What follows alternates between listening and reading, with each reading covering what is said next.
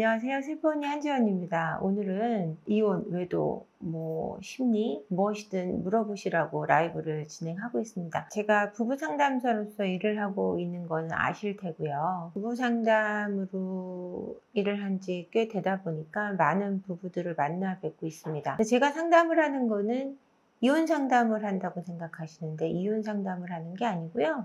저는 부부가 화합할 수 있는 상담을 훨씬 더 많이 하고 있습니다. 그래서 여러분들이 화합에 어려움이 있을 때 저를 찾아와 주시면 되는데요. 저는 이혼을 반대하는 부부 상담사고요. 외도를 했다 그래서 또는 성격 차이라 그래서 서로 맞지 않는다 그래서 이혼을 생각하시는 분들에게 얼마든지 서로 그것을 받아들일 수 있는 힘이 있고 그 힘을 길러서 부부간의 화합을 더 단단하게 할 수 있는 길을 찾고 있는 사람입니다. 여러분들이 만약 지금 이혼의 위기에 있다면 그럼에도 불구하고 가정을 살리고 싶으시다면 저와 이야기를 나누시면 도움이 될 겁니다. 많은 사례들이 저한테 있는데 얼마 전에 제가 잠깐 사례를 올린 적이 있었어요. 그러니까 아내랑 이혼을 하고 싶어하는 외도하는 남자의 제가 올렸다가 제가 말씀을 드린 부분에 대해서 올렸다가 이제 저한테 외도를 하고 있다고 상담 전화를 많이 하세요.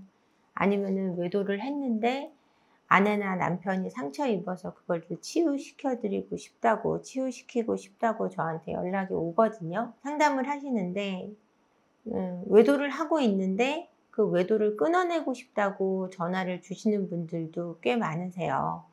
그래서 여러분들 외도를 하는 사람이 외도를 하기 때문에 무조건적으로 다 나쁘다. 이런 시각으로 배우자를 바라보시면 안 돼요. 외도를 하는 사람도 그들이 갖고 있는 죄책감이 있는 사람도 있고 그거를 끊어내기 위해 노력하는 사람들도 분명히 있거든요. 근데 이 외도라는 것이 왜 일어날까에 대한 고민을 반드시 해보셔야 돼요. 그러니까 외도가 일어나기 전에 관계 속에 문제가 없는 경우는 없어요. 어떤 쥐 실험을 통해서 이 중독에 빠지는 과정을 실험을 한 게 있는데요. 이제 유튜브 찾아보셔도 돼요. 근데 이 쥐 실험이 어떻게 중독에 빠지는가에 대한 실험이었어요. 그래서 밀실인 조그만 상자 안에 쥐를 가둬놓고 마약성 물질과 밥을 줍니다. 그래서 밥을 주는데 이 쥐가 이 좁은 공간에 아무것도 할 수 없는 공간에 놓인 쥐는 그 마약성 물질만을 먹다가 식음을 전폐하고 그 마약류의 물질만 먹으면서 결국은 중독으로 사망을 했어요. 죽었어요. 근데 또 다른 중독 실험을 굉장히 넓은 공간에다가 아주 탁 트인 건 아니구나. 굉장히 넓은 공간에다가 쥐들의 놀이터를 많이 마련하고 흥미로운 걸 굉장히 많이 나열하고 놀 수 있게 해놓은 다음에 중독성 물질과 마약 물질과 음식을 줬어요. 근데 즐거움이 많은 곳에 있는 쥐는 그 중독돼 있는 중독성 물질을 먹지 않았다라는 거예요. 자기가 행복한 공간에 있을 때는. 그래서 그 안에 놓인 쥐는 중독에 빠지지 않았고 가족도 이루고 아이도 낳고 행복하게 살더라는 거죠.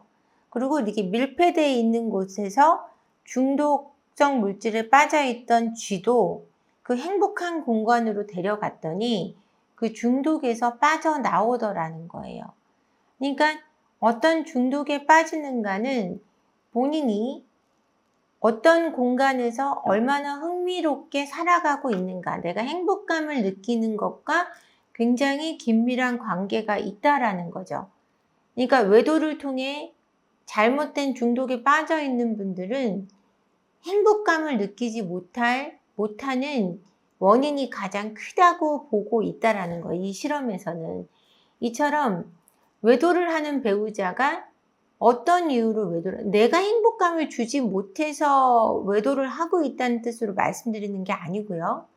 그 사람이 느껴야 되는 어떤 흥미로운 것들과 행복을 줄 수 있는 조건이 그 사람에게 지금 없다라는 건 분명하다라는 거죠. 그래서 자기가 도파민을 생성할 수 있는 방향을 찾는 거죠. 누구나 행복하고 싶으니까요. 행복하고 싶은 게 최종적인 목적이거든요. 그러다 보니까 이 외도 중독, 관계 중독, 성 중독에 빠져 있는 분들이 거기에 몰입하는 원인을 찾아야 되고, 이 원인을 찾아서 이 원인에 따른 결과를, 또는 이 원인으로 인해서 이 원인을 벗어날 수 있는 무언가를 반드시 제공해 줘야 된다라는 겁니다. 그런데 어떤 관계적인 개선 없이, 아니면은 외도의 어떤 행위만 보고 비난하고 드자비만 했을 때는 분명히 좋은 결과를 얻을 수 없다라는 얘기예요. 가정의 회복이 어려워진다라는 말씀을 드리는 겁니다. 그러니까 여러분들이 아무래도 이 이혼이나 외도를 고민하실 때 내가 과연 이로 인해서 왜 행복하지 않은가에 대한 원인 분석을 하실 수 있었으면 좋겠어요. 그러면 내가 외도에서 빠져나오기도, 아니면 위기에 있는 가정을 다시 세우시는데도 많은 도움이 된다라는 겁니다. 여러분들이 이혼을 앞두고 있을 때 생각하시는 게 뭐냐면, 여기서 벗어나면은, 이 결혼이라는 것에서 벗어나고 저 사람한테서 벗어나면 무조건 행복해질 거야 라고 생각하신다면 그거는 큰 오해일 수 있어요. 왜냐면 내가 행복할 수 있는 원인이 환경적인 측면도 무시할 수 없지만 내적인 고립감에서도 있거든요.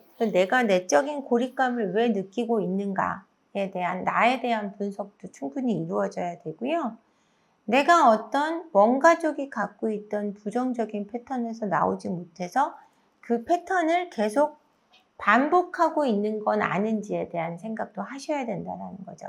이제 이혼에 대한 상담을 하거나 이별 또는 외도에 대한 상담을 제가 하려고 오늘 나왔습니다. 그래서 여러분들 힘드신 사연을 함께 나누고요. 또 여러분들의 어떤 가정을 회복하시는 데 있어서 도움이 되는 말씀을 해드리고 싶습니다. 가정은 최선을 다해서 지킬 만큼 가치가 있습니다, 여러분. 그러니까 가정을 쉽게 포기하지 않으셨으면 좋겠어요. 제가 오프라인 상담도 하고 전화 상담도 하고 대면 상담, 부부 상담, 중독 상담 위주로 상담을 하고 있고요. 우울증 상담도 많은 분들이 치료 효과를 보고 행복해지셨으니까 오프라인 상담으로 또 많이 뵙겠습니다. 멀리 계신 분들은 줌으로도 상담을 하고 있고요. 미리 전화 상담을 먼저 하시는 분들도 많이 있습니다. 이혼이다 라고 생각을 하면, 이혼은 법적인 어떤 갈라섬에 대한 그 중심이 있거든요. 근데 이 법적인 제도가 왜 중요할까? 그 법률적인 게 뭐가 그렇게 중요해라고 생각하실 텐데, 법률적으로 묶여 있을 때 법률적으로 보호를 받기 때문에 그래요. 그러니까 사실혼으로 있을 때는 어느 한쪽이 사망을 했을 때는 어떤 보상도 받지를 못하거든요. 근데 법률혼일 때는 법적인 그 유산 상속에 대한 권리가 생기고 여러 가지, 부부였을 때 그 남편의 무덤에 옆에 내가 누울 수 있고 이런 것들이 있는데, 사실혼 관계라든가 아니면 법적으로 혼인이 돼 있지 않은 그런 사실혼 관계 또는 연인 관계에서는 그런 게 어렵잖아요. 그래서 법률혼이 아무래도 훨씬 우대되고 있는 것 같습니다.